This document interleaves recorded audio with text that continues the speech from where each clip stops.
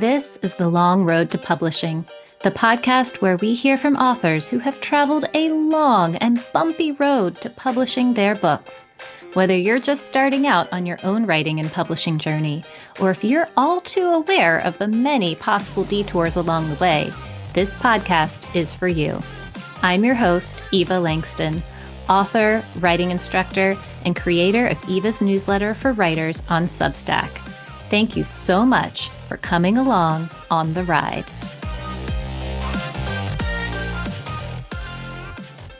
Here are some words that might describe Tara Sexton and her publishing journey: endurance, strength, agility, resilience. And yes, I'm using sports terms because after a 10-year marathon filled with rejections, close calls, and so many unpublished manuscripts, Tara finally won big with a 3-book deal from Penguin Random House for her spicy sports romance novels, the first of which is called The Greatest Game.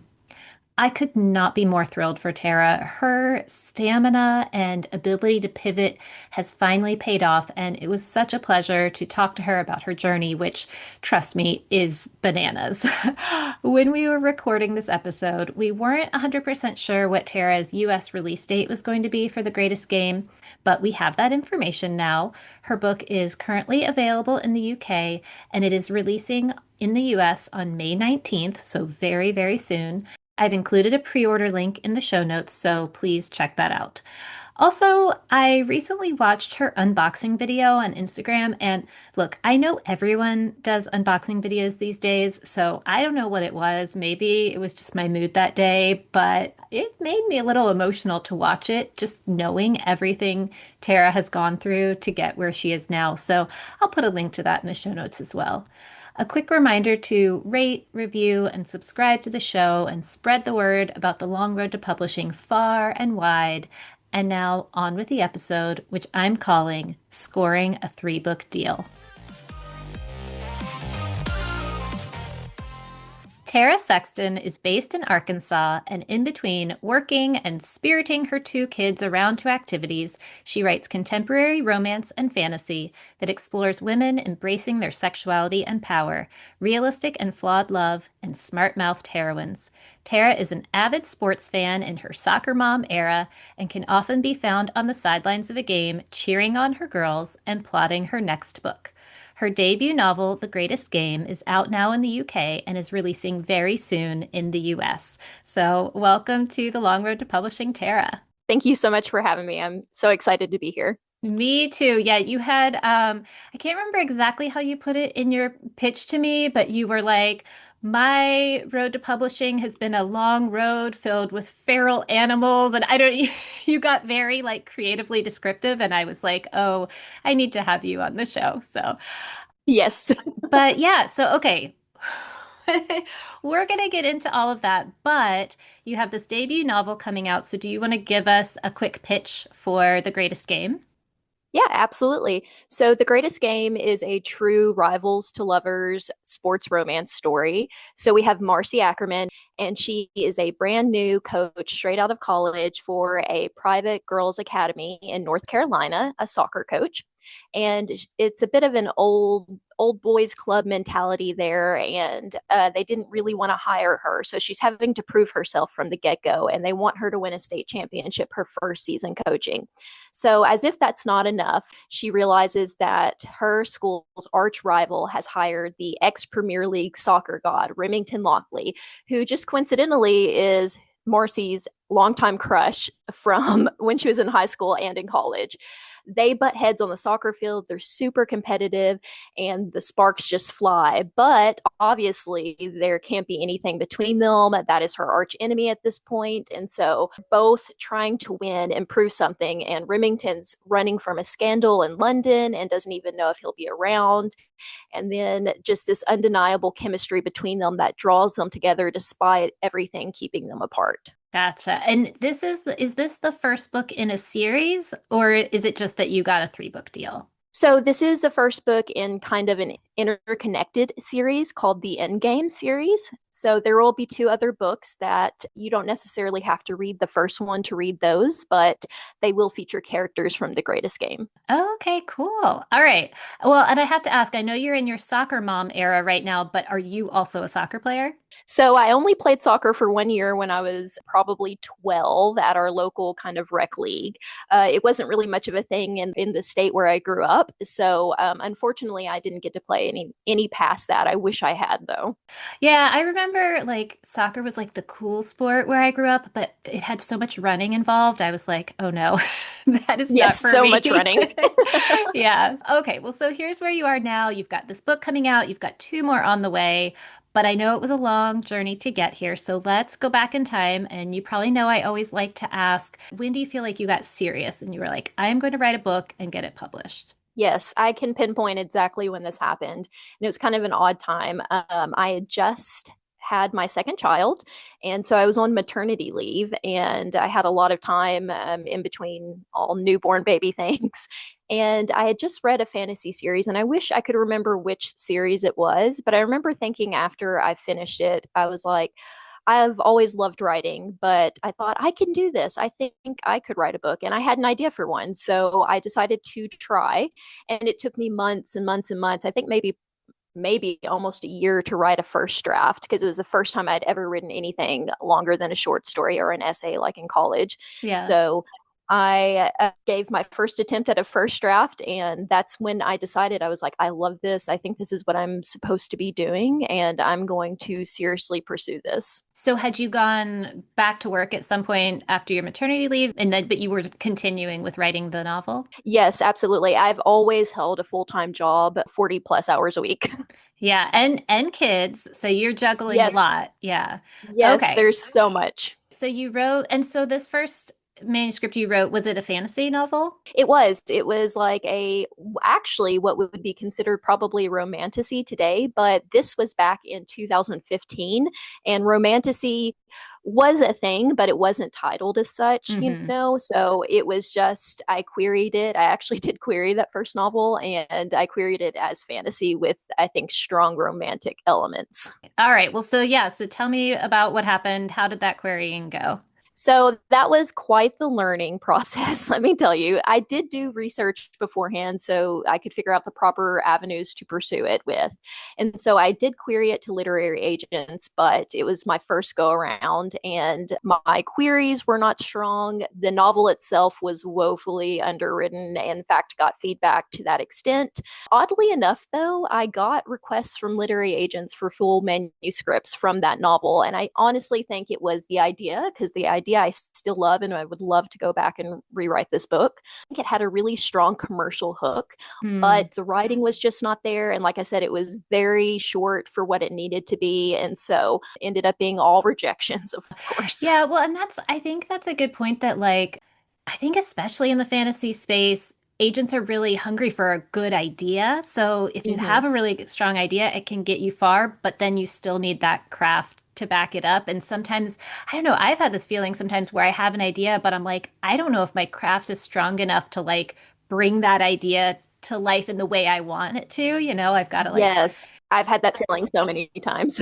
then were you just like, okay, I'm going to write something else? I did kind of set everything aside with writing probably for just a couple of months because I mean, that was a really vulnerable situation. I'd never put myself out there like that. I'm very introverted. I've had to step out of my comfort zone a lot in the publishing business, of course. Yeah. But back then, I was much younger. I mean, this was 11 years ago. So I was much younger and I took all of that to heart. Even though everyone was really nice in their rejections, I looked back, I still have all of this material, and everyone was so professional, so kind. So I never had anyone just rip my work to shreds, but I just took it so personally. And so I had to just stop for, I think it was just a couple of months. But knowing that I could write a full book and then the ideas, it was like everything just kept pouring forth. And the more I read and the more ideas I had, I just had to keep going. So, yeah, I did, after a couple of months of a break, decide that I was going to try again. Sounds reasonable to me. Mm-hmm. So, yeah, and then you kind of like patch your ego and like say, Yes. okay, I think I'm okay now. I think I'm ready to try again.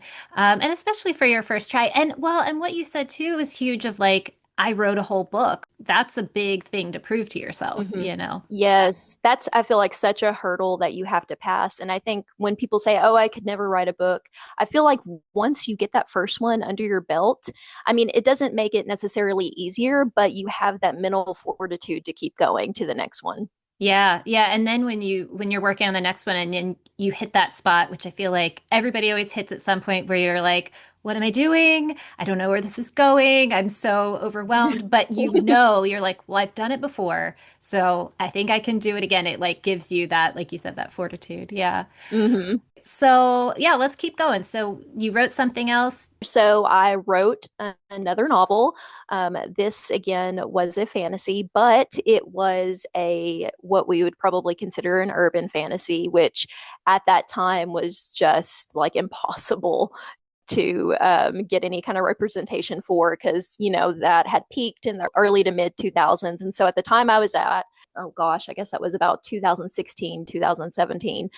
It was not huge at all, but I loved that genre. I was like, could not stop reading it. And so I was like, I had an idea and I wanted to write it. So I wrote it. It was much better than the first attempt. And I followed guidelines a lot closer, but it was still, it didn't hit the mark. And I had some requests for it, less requests than the first one. Interestingly enough, I guess it wasn't as commercial as the other one, but Yeah. yeah, so I did query that one. I didn't really get anything past a couple of requests, and so I had to set that one aside. But again, that's actually another book that I love, and I've started the process of rewriting that one in the future with a couple of major idea tweaks on it. I'm hoping that one will still see the light of day. Yeah, yeah. So yeah, you can get back out some of those old manuscripts and look at them again. Yes. And in this time, were you doing anything like taking classes or trying to find critique partners or anything like that? I was, yes. So this was actually right around the time. It's interesting you mentioned that. So with the second book, I really started putting myself out there trying to find kind of like a core writing group that I could connect with and find critique partners, beta readers, that sort of thing. Because I realized, with the first one, maybe I wouldn't have sent it out if I had had someone else look at it other than my Mm, husband. yeah. So yes, I did. And I found a really good group that I'm still in that writing group to this day and still very close with a lot of the writers. And so we were all kind of in the same stage of writing, which I think was really great and helpful because it was motivating and we were all learning along the way. Where did you find the people in your critique group? Well, this was back when Twitter was still hopping with the writing community. And so I just randomly connected with one of the writers on Twitter and we had a great rapport. And she mentioned she was in a writing group. And it took me a little while. I kind of stepped out. I was like, well, do you think maybe, I could join if that's okay? And it's very small. It was only like probably 4 or 5 of us.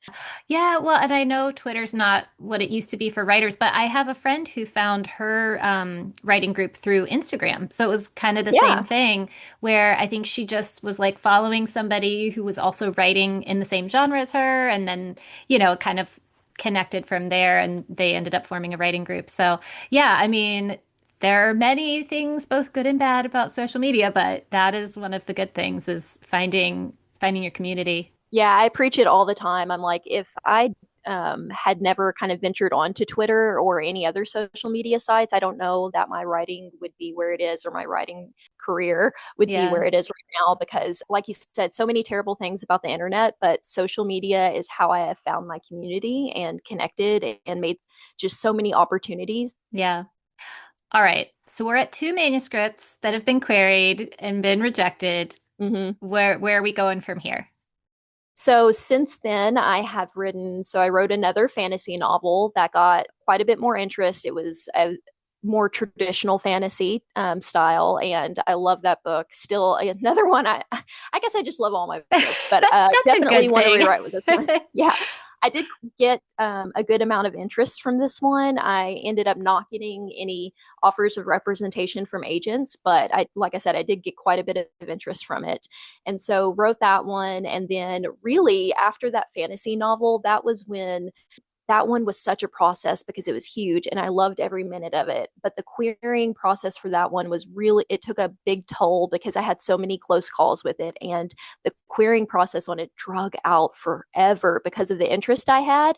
And then it ended up just all falling through. And it was so disheartening because I really thought that was going to be the one that got me a literary agent. Yeah. So, By close calls, do you just mean like you got so many requests, or were there mhm. agents that were like kind of seeming like they wanted to sign you but then didn't? Yes, precisely that. I think I had like two or three, and there was one that it drug on for like a year and a half, that she was reading it and asking questions and whatnot.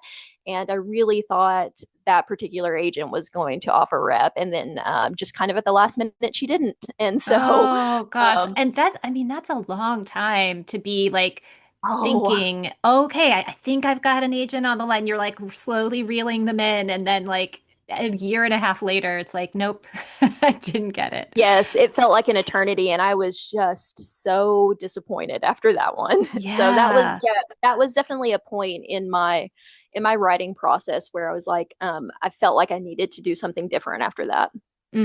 Well, and this is something that I was talking just the other day with somebody about this, about, when you feel like you're at a plateau and you're like, I've been querying for years and I still don't have an agent, and like feeling like I need to do something different. I need to do pivot or do something different to get off this plateau. So what was your pivot? So I decided to try a new genre because I had been writing fantasy for years at this point, and started other books that, I had a lot of ideas and hadn't really panned out. So I decided to switch to a different genre. I decided romance. A lot of my writing buddies were writing romance, and I loved what I had read in the genre. And I was like, oh, this could be a lot of fun, really different from the traditional fantasy I had been writing. And so I decided to give a shot at trying it, and opted to go with sport romance because at the time I was really into disc golf, still love disc golf.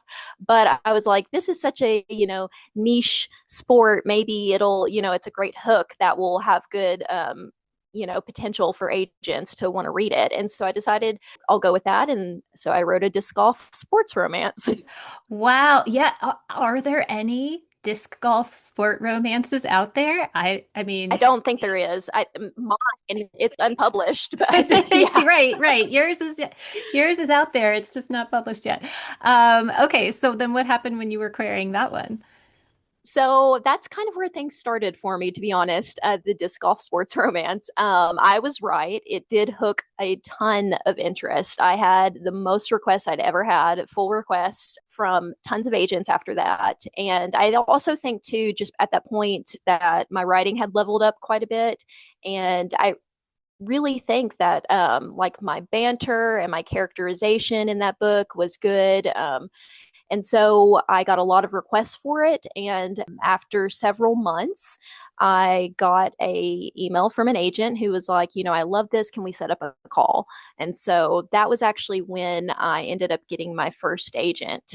Okay. I did want to say too, I think this is a really good nugget of advice, which is, you always hear like, okay, you have to like write something that's popular but also different. It's like that Mhm. threading that needle of like, but this is a perfect example where it's like, okay, there's a place for sports romance, but nobody's done disc golf yet. So it's like you have Yeah. that little tweak that's different.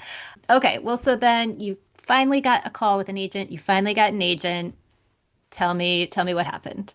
So this is where things get pretty hairy as far as my journey goes. So I had this agent, and I had a few reservations up front, when I signed, but I was so excited, as most authors get, where they're like, "Oh, I have this offer of representation. I've been waiting years for it," and Yeah, so you'd I been trying signed. for so long. Yeah, yeah. Yes, yeah, and I was like, finally, someone believes in my work. And so this particular agent wasn't overly editorial, and I don't think she made a single change to the novel before putting it out on submission within 2 weeks of signing me. Wow. Oh, that's Yeah, very, and I know there are agents who are like that, but that is very different from my experience for sure. yes. Yeah. And so, and I had read so much advice about literary agents. And so my gut was telling me, no, this is not, the best move. This is not okay, but I wanted to believe that this was, the industry professional who was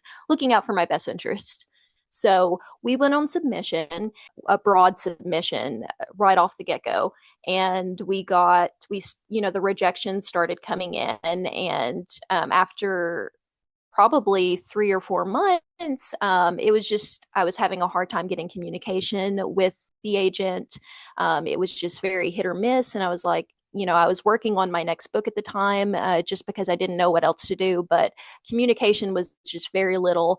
And so after about 6 months of being on submission, I was not hearing a single thing from my agent. I was completely ghosted. And when Oh I say that, I gosh. mean, it was like she had disappeared.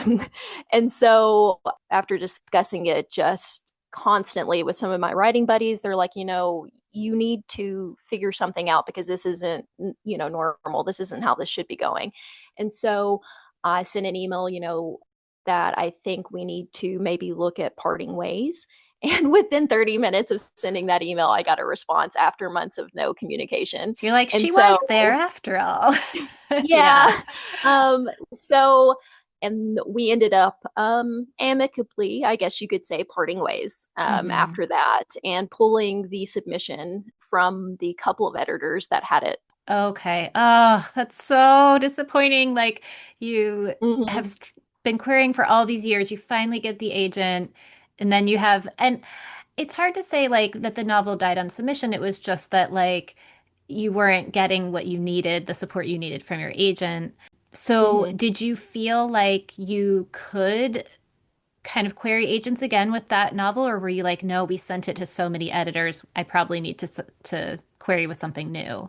I thought I needed to query with something new since it had been on submission and I had already queried it to, a ton of agents Mm. before Hmm. signing with that particular agent. I decided I needed to probably move to the next one. And by that time, I would say, so we started, submission on that in January, parted ways in July. By that time, I had already been writing my next book.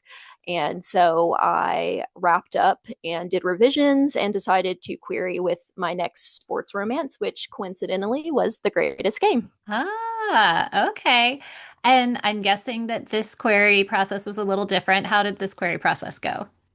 It was different. I was able to, despite everything that had happened, I was able to put a little disclaimer in my query letter that I had been represented before. I wanted to make sure that they knew that up front and that I, had been on, my name had been out there on Mm. submission, basically. I upfront got a lot of requests for this next book, like a lot. It was even higher than the previous one. So I was super excited about that. And that fall when I was querying, I did get a request for a revise and resubmit from an agent. And the advice was just so spot on. I was really excited about it. And so I decided to pursue that and do a revision of the book that I had out. So I let other agents that had it know that I was going to be doing a revise and resubmit. All of them were really excited. And they're like, yes, please send the updated manuscript. So I worked on that kind of around Christmas and New Year and then resubmitted the new manuscript to the agents who had it. What happened then? So what happened then was interesting because I submitted the new manuscript and then I had a lot of close calls where agents were keeping it, but then I got rejection. So I sent out a new round to a different batch of agents and I got a response from that batch like within, I think, maybe just a couple of days from one of them. They were like, I want to set up a call. And so I was so thrilled.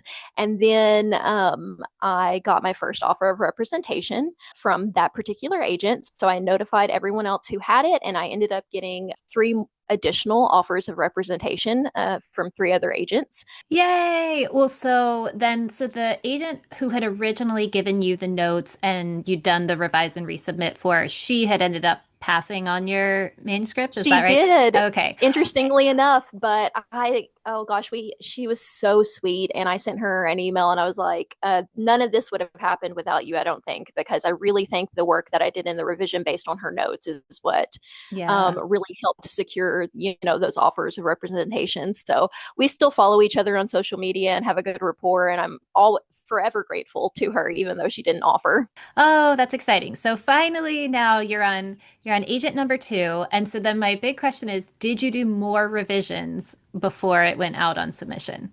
Yes, we did. Yeah. I joke now about the greatest game that it has been through so many revisions. It is unreal. But yes, we did probably two additional rounds of revisions with my agent and her assistant. And that took probably 4 months to do the revisions before we got it all prepped and ready to go for submission. It kind of fell in a weird time. We were like midsummer. And so after we finished and got everything prepped, you know how summer is in publishing. So we held it until the end of the summer. So like a month and a half, which was the worst month and a half because I wanted it to be out so bad. Oh, But yeah. once everyone, was back in the office, we decided to go ahead and send it out. And what was that submission process like? So it was strenuous in that it felt a lot like querying for me. We got some pretty quick responses with a lot of positive feedback, but it was all subjective. So it wasn't, Nothing you could really use. there Yeah. was no actionable feedback about what I could change. It was super subjective. So that was frustrating because there was nothing to be done about it at the time. It was in the best format it could be in, then. So we ended up being on submission with The Greatest Game for almost right at a year. So 12 months on submission. And the kicker to all of that was we set a deadline for the editors who had it at the end of that time period that we were just going to pull it because we had sent it out on 3 rounds of submissions and we had gotten a lot of close calls. There were two very close calls that me and my agent were like, I cannot believe this fell through kind of thing. But so we had a deadline, and on the day of the deadline that we were going to pull the submission is when my agent got a call that was ended up being my 3 book offer. So Oh my gosh. So you had been on submission for almost an entire year, and then you yes, got a 3 book deal. on the last day of submission. Wow. Oh my gosh. Okay. And so, well, I guess my question is like, what were your emotions like? Like, had you pretty much already given up at that point, and then it was like a crazy surprise, or I don't know. I'm just imagining myself. So you tell me. Yes, I had given up. I was frustrated too because I had been writing during this whole time period. I actually ended up writing 2 additional books in this 12 months. Oh my gosh. Uh, yeah, one was a contemporary romance, and then one was a romantasy, and neither of them really worked. And so me and my agent were going back and forth about what I needed to do at this point. What did I need to be writing? We had some ideas, but I was just very in a dark mental space at this point because I loved those 2 books, but my agent was like, I just really don't think, we need to pursue either of these because of the market and the way it is right now. And so I was like, oh my gosh, I just wrote these 2 books in 12 months. And now I was very disgruntled and just sad about the whole thing. I was like, Yeah. oh my gosh, can I continue to do this? Because, we're at like a decade of Yeah. attempting this at this point. And so when I got that news, it was so emotional. I went home to take the call from my agent because she was like, can I call you really quick? And she's actually based in London. And so I'm in the US. And so it was really late in the day for her. And it was around lunchtime for me. And I was like, yeah, sure, let me run home. And so I ran home and we hopped on a Zoom really quick. And she told me the news about getting the offer for the book deal. And she's like, not only is that, it's a 3 book deal. And so after I got off that, my daughters were home and I was sitting in the kitchen and I just kind of collapsed and started sobbing because it was just so much. They were really sweet. They came over and were hugging me and they were just as excited as I was about it. Oh, I have to ask because I have 2 little girls too. How old are your girls? So my oldest is 15 and my youngest is 10.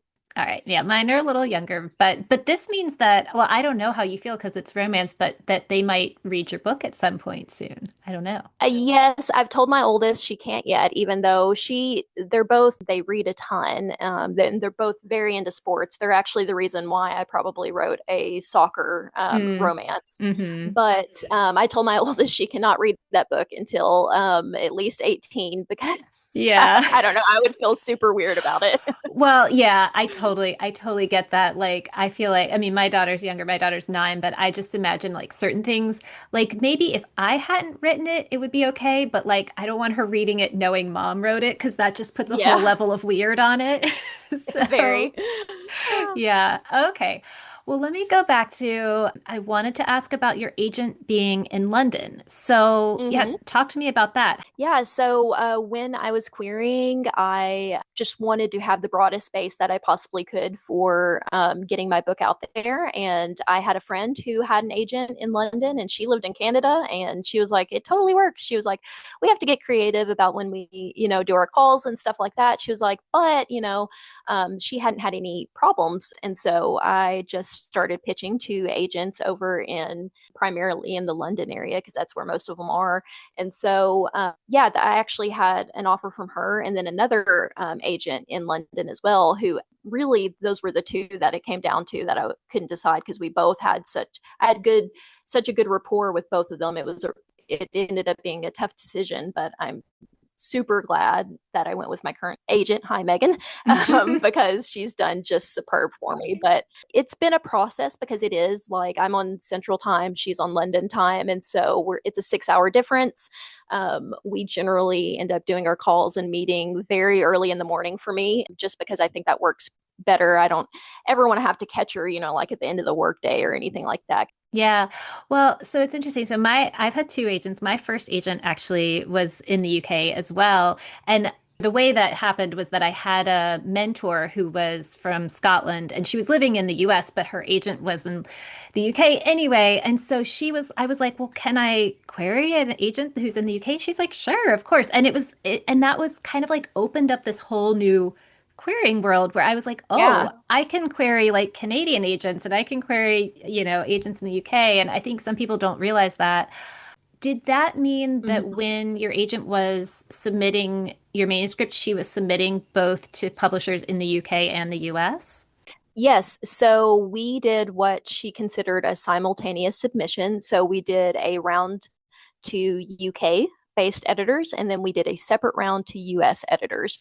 And so, and then we ended up doing, I think, like I said, three rounds with the greatest game, and it was to both UK and US at the same time. Okay. So is that why? Because I know your book, well, when this episode comes out, it will be out in the UK and then it's coming out a little bit later in the US. Is it because of that? Because you were kind of submitting to both at the same time? Or I don't know, talk to me a little bit more about that. So, as far as the publication dates go, I think I have seen it with other authors where there was a more lengthy amount of time in between it coming out between the UK and then the US. And I think there's a lot of factors that it really depends on. So, when I got my publishing deal, the publisher that I'm going through, Canelo, had actually just recently been acquired by DK and Penguin Random House, which was great. But it was changing the dynamics. So they weren't a UK based only publisher anymore. They now were part of the Penguin kind of umbrella. So they had these US connections as well. So I think it really just kind of depends if you sell, UK only rights when you get your publishing deal, or if they get like world rights, those sorts of things, which so they got, I think it was considered, I'm going to say this wrong, I don't know. I think it was like English based world rights or something along those lines. This is why you have an agent. She knows all of that stuff. Yes, precisely. Yeah. So It really just kind of depends when you get your deal. Is the publisher, are they just solely US or UK based, or are they part of a larger umbrella that has both? And when you Mm, sign your contract, are you getting both, or is it just one or the other kind of situation? So, and originally, my original publication date had both the UK and the US going publishing on the same week, like a Tuesday, and then UK books always publish on a Thursday. hmm. So I was actually in the same week, and then just because of shipping and other issues with going on with the world with Yeah. tariffs and whatnot, I believe, so it got pushed to later. Yeah, and we'll be sure to, so we're not exactly sure what your US pub date is, but we'll be sure to put a link in the show notes that will either be a pre-order link or it'll be a link that the book is out now, Yeah. depending on the scenario.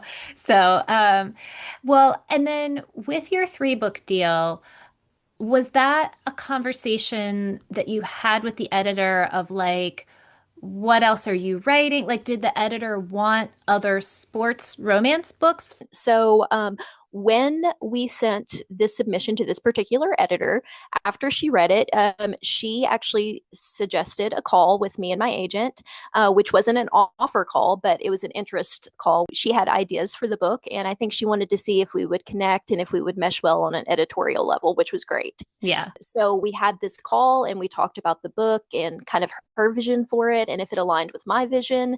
And we just immediately connected. She's so fabulous. I loved everything that she wanted to do with it, which was honestly minimal as far as like sweeping changes went. And then after the fact, she checked with my agent and was like, does she have any additional ideas, other sports romance ideas that are in the works?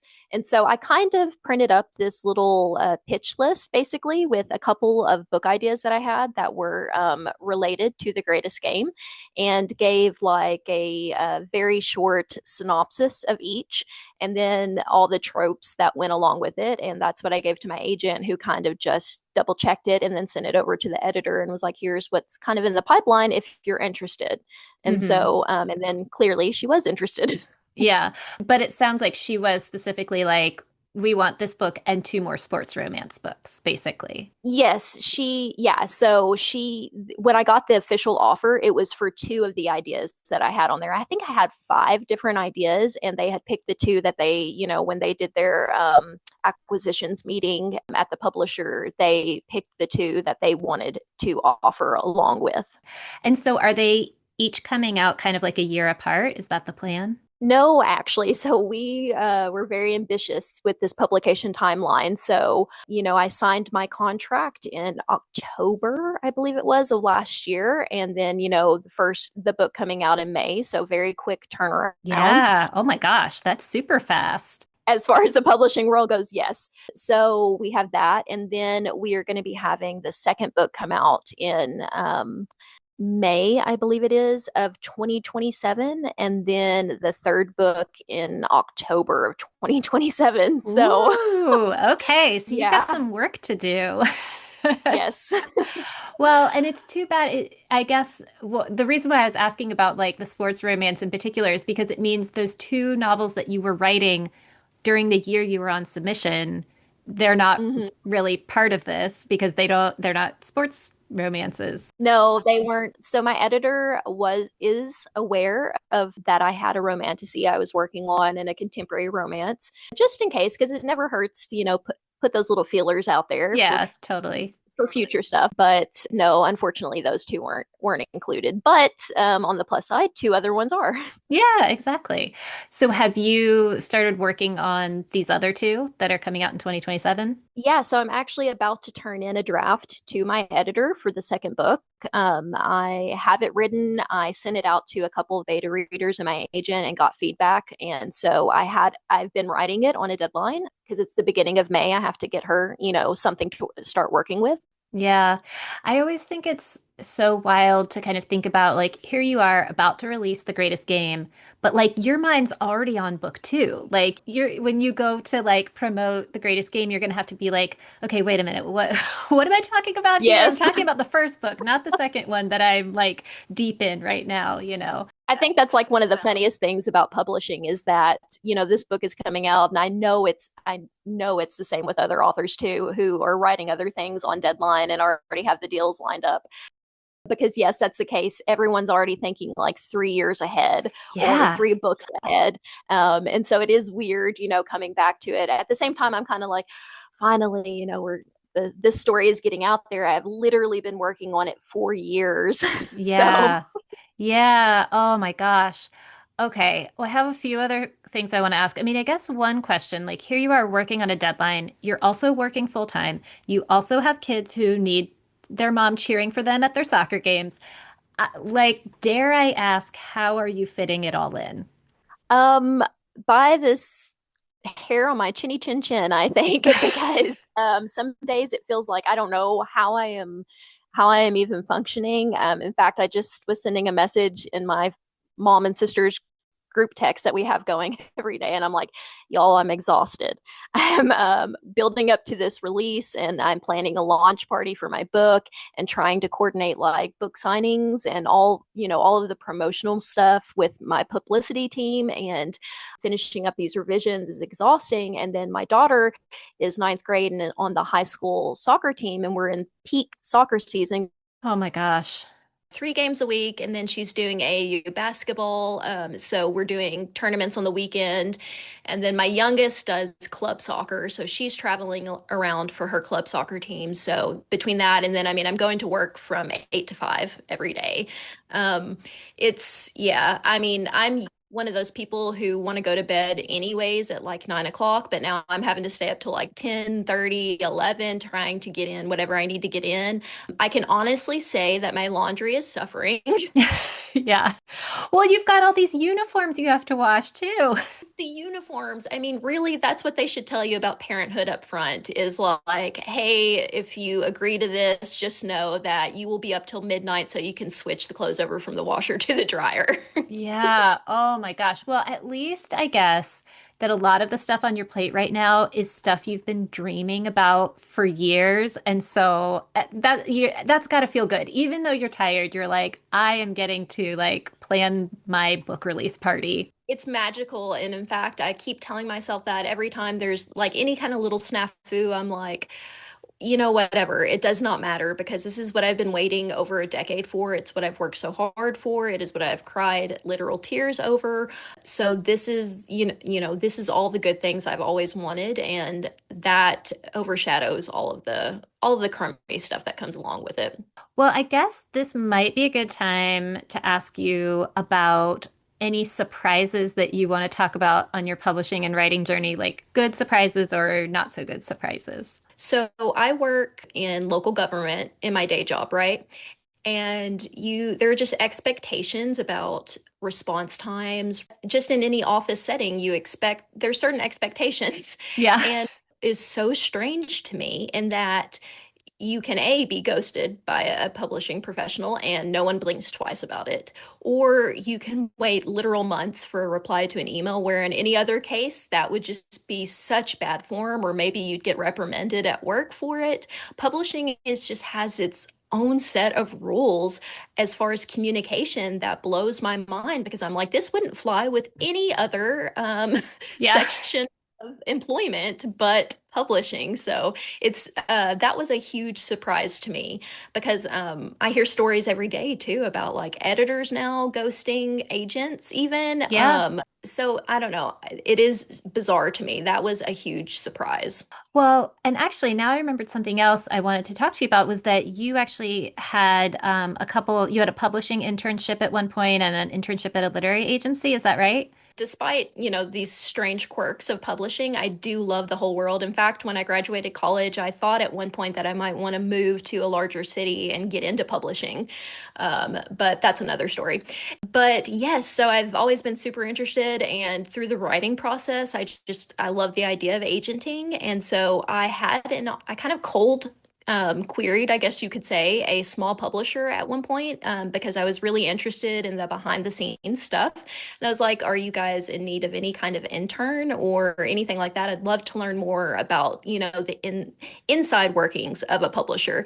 And so they responded back and were like, you know what, we hadn't posted anything, but yes, we are very interested. And so I ended up interning for a small press for 2.5 years, I think it was. It was an editorial internship, so I got to learn all about their submission process, the editorial portion of it. I got to review manuscripts and direct queries. Did you find yourself kind of, when you were querying, did you find yourself kind of thinking back to that experience and like having some, I don't know, having some insight into it when you were then the author? So I would say kind of like midway through my own publishing journey is when I got that internship, maybe a little bit of over midway. So I had already learned quite a bit about the querying process, but yes, definitely that was good to know kind of like what internal reactions were, what I should probably avoid, or I needed to sharpen this up a little bit in my query, that sort of thing. So yes, it was helpful. Yeah. Oh, I bet. Yeah, there's always a part of me that's sort of intrigued by like I feel like I'm too old to switch careers now, but I'm like, oh, it would be interesting to be on the other end and to be like, making the decisions about which books to publish and Honestly would love to be a literary agent, and that's why I took the internship at a literary agency. That internship was a little bit shorter, I think probably just a year, but it was so interesting. And honestly, to this day, would still love to get a literary agency position somewhere. So, but that would have to be, I could not do that and carry on everything I'm doing right now. So yeah. Well, and I know a lot of literary agents, it's a couple of years before they start making money from from all of the work they're putting in. So, yeah. Well, I end every episode with a tip for the road for our listeners. So it can be a tip about querying or, how do you keep going after all of these disappointments or anything else you want to impart to us. I think my tip would be that you need to develop your thick skin early on. Even though it feels impossible not to take it personally, don't take it personally. Or if you do, manage your expectations.